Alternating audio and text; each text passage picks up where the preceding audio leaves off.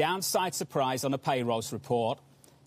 People we speak to in the last hour, the last 90 minutes, all say the same thing. This makes it more likely to get a deal down in D.C. Does it make it a difference to you, Larry? Well, look, I just want to say, I don't think this was such a bad jobs report, okay?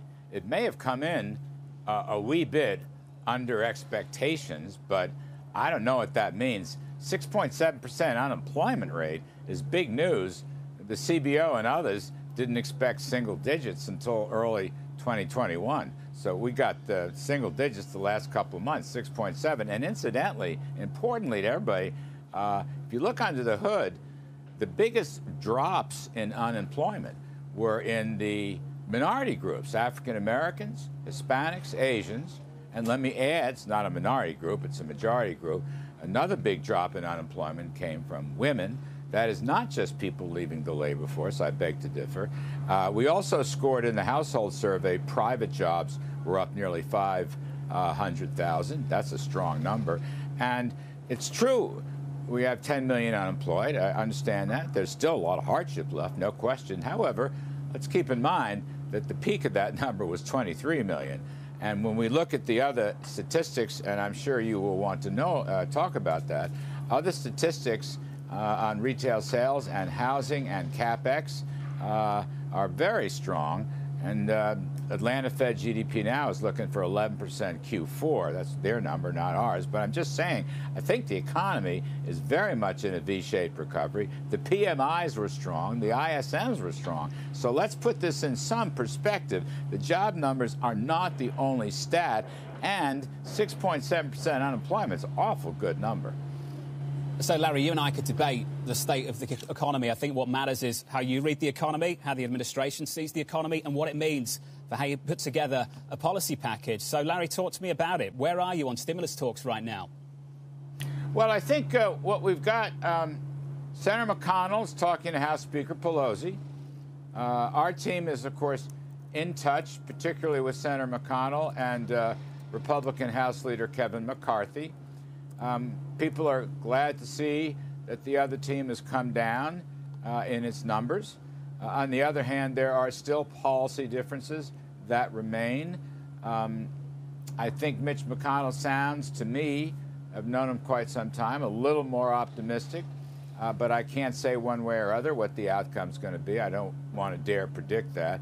I will add this point from our standpoint, and I think Senator McConnell agrees with this. We have, for many, many months, you and I have talked about it here, argued for targeted assistance in a few key areas. One is the small businesses, to resurrect the PPP. Two is unemployment assistance, because we're going to continue, as you have noted, we still have a lot of hardship in the unemployment area. That's tough stuff. School COVID-related spending is good. Maybe certain industries have to be helped out. And I'll add to that, in terms of the figures that are flowing around, you've got roughly $450 billion available from unspent Treasury funds and $135 billion available from unspent PPP funds. Now, in round numbers, I'm going to call that $600 billion plus or minus.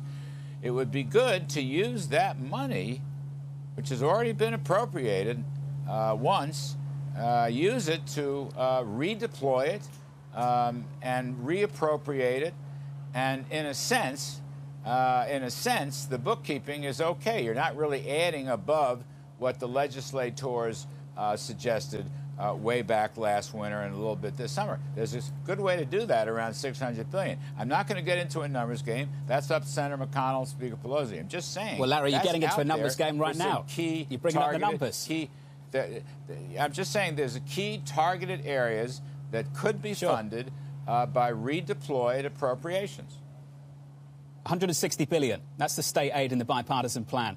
This has been a story for the last several months. Let's just get right down to it. That has been the red line for Senate Republicans, state aid. Have we moved the dial on that story, Larry? I don't know. Senator McConnell has indicated that he's not happy with that part of the bipartisan group or the Speaker Pelosi. He's not happy with it. I'm going to leave that. Those are his decisions. he's never been happy with a big bailout of states and localities. A lot of these blue states are poorly managed, pension funds and so forth. COVID-related funding is very popular. That's different, though, than a broad-based, huge omnibus appropriation to states and localities. I will leave that to Senator McConnell, but I'm just saying that's always been a difficult hurdle to get through. Well, you represented the administration this morning with us, and we're lucky to have you. Would the president sign a bill that has $160 billion of state aid in it? I wouldn't be able to say that. You'll have to ask him. I was with him last evening talking about the job numbers and related matters. The president is in favor of a new assistance package. Okay, he is in favor of that.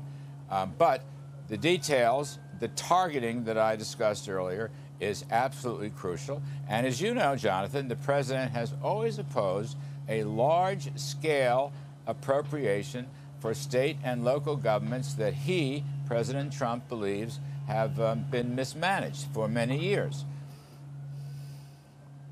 This idea that these states have been mismanaged, Larry, is that what this all comes down to? A political debate about what you guys perceive as the mismanagement of state finances at a time when we're in a pandemic, we're seeing more restrictions in California, New York, and, by the way, in Republican states as well. Is this what it's going to come down to, Larry? I don't know that. I don't want to declare that. I want to go back to targeted assistance, particularly small businesses, unemployment assistance. These are temporary measures, and COVID-related schooling matters. We can be clear and honest with each other. Larry, that doesn't sound like a deal. That doesn't sound like a compromise. Jonathan, I'm not going to make a deal with you. I hope you understand that. I don't expect you to, sir. I don't expect you to negotiate with me either. But the two plans have been outlined pretty clearly. We've got a bipartisan plan of the $908 billion, for and just the McConnell plan of $510, and $160 billion of state aid. Over me. You know, Larry, don't do that. Come on, let's finish on a good note. We've done really well for 3 or 4 years. Let's not talk to each other like that. I'll give you the time. I'm just laying out the question. We've got two plans, a $908 billion proposal and a $510 billion proposal. In the bipartisan proposal is $160 billion of state aid. Larry, that's what it's going to come down to. We can either make a deal in the middle or we can't, and it doesn't sound like we can. Can you convince the audience otherwise? I can only give you the facts, okay, as I've laid them out. And as I've said, the president's view, the majority leader's view, Mr. McConnell, my view, certainly Steve Mnuchin's view over at Treasury, is we have targeted areas of assistance that we think would strengthen the economy. And those include most particularly PPP for small businesses, which are in need, dealing with COVID spikes that we expect even more in the Christmas holiday season, and some unemployment assistance, which also we would like to have, again, to get us through the COVID spikes, and recovery elsewhere is pretty strong. Now, let me add this point. Help is on the way. The vaccines will be distributed, early distribution, in a week or two. Okay, I was at Vice President Pence's COVID task force. A week or two. They are expecting, these are the experts, at least 20 million by the end of December, and at least another 20 million to get to 40 million by January, on their way to 100 million in March.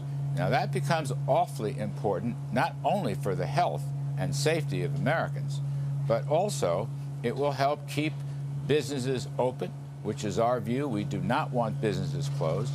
And it will help keep schools open, which is our view. That is President Trump's view. We do not want schools closed. So that is going to be an enormous boost. And we have to kind of lean through this period of the spiking COVID. We get that. That's what our experts are telling us. But help is on the way. And we have this massive program, Operation Warp Speed, which is panning out, and it's going to be a great boon for America. It's going to be a great boon for the American economy. So, coming back to the stimulus package, I'm going to say again, we see important targeted areas, most particularly, I'll narrow it down to a couple, frankly, most particularly small businesses, the PPP program, which probably saved 50 million jobs. In fact, the temporary layoffs now, roughly 2/3 of them have gone back to work, which is terrific.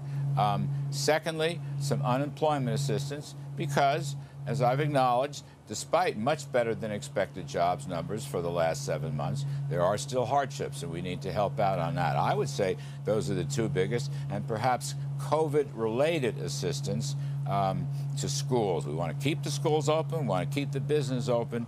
We've got a strong economy in retail sales and housing and capital goods and durable goods sales. One of my favorite, best indicators I've seen, I get a lot of material from the Wall Street friends, Ed Hyman, one of the top economists, has a Christmas tree survey. He's a wonderful guy. He's a brilliant guy. He has his Christmas tree survey. It's up 29% year over year. That's a good holiday spirit number that tells me we are, in fact, in the V-shaped recovery. Larry, I gave you 3-4 minutes then, so you and I can finish on good terms. One final question, sir. We've gone back and forth together for 3 or 4 years, sometimes with a little bit of rough and tumble. We've always got our points across. Let me give you the opportunity to do one final thing. For your successor, what's your advice for them? I've never met him. I'm not going to give him policy advice because I fear we have some significant disagreements, but we're in a honeymoon period of sorts. Look, NEC director is a fabulous job. It's a great honor for me to have had that. It's a great honor for me to serve our country as well as this president. NEC is a very powerful council.